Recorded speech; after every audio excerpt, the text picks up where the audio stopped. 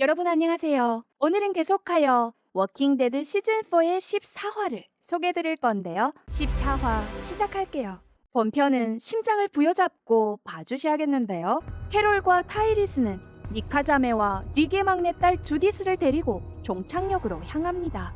엄마처럼 미카 자매를 살뜰히 보살피는 캐롤. 그러나 언니는 좀비를 인간 대하듯이 하며 좀비를 친구로 생각하고, 동생은 별 문제 없지만 너무나 착해 위험에 처하더라도 절대 좀비들의 총을 쏘지 않겠다 말합니다. 아무튼 기찻길을 따라 걸어가던 일행은 삼림 속에서 한 집을 발견하고 집 주변에 설치된 트릭이며 주변에 넘쳐나는 과일들을 보고 이곳에 머물기로 합니다. 좀비 세상에서 이런 곳은 오아시스와도 같은데요. 그들은 우선 집 안에 있는 좀비들을 처리합니다. 이때 좀비가 작은 울타리를 넘어 미카 자매에게로 다가오고, 동생은 급한 대로 총을 쏴 좀비를 죽입니다. 그런데 미카 언니 리지는 눈앞에서 친구로 생각하던 좀비가 죽어 슬퍼하는데요. 더 어이없는 것은 이튿날 아침에 발생한 일입니다. 리지는 한 마리 좀비와 날 잡아봐 게임을 하고 있었는데요. 캐롤은 생각할 것도 없이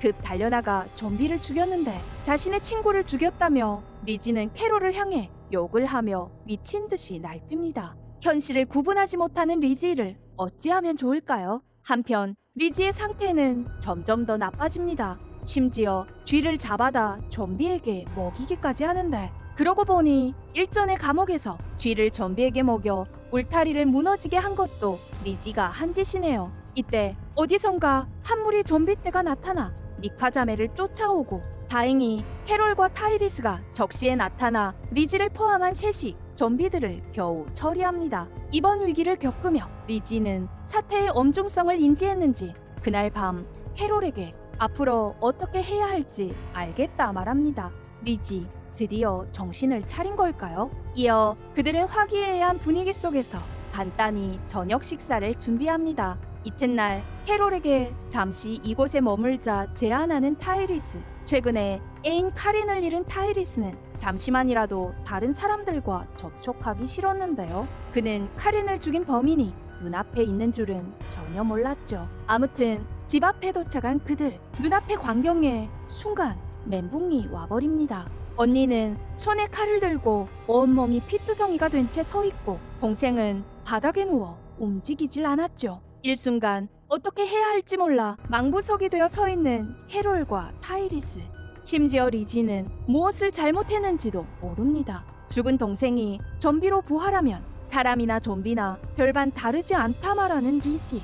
답이 없음을 깨달은 캐롤은 리지에 맞춰 대화하며 타이리스더러 우선 주디스를 데리고 들어가게 합니다. 이들 자매를 잘 보살피려 했는데 이런 일이 발생해 캐롤은 슬프기 그지없었죠. 대체 리지를 어떻게 하면 좋을까요? 이대로 뒀다가는 앞으로 그녀가 또 어떤 일을 벌일지 아무도 모릅니다.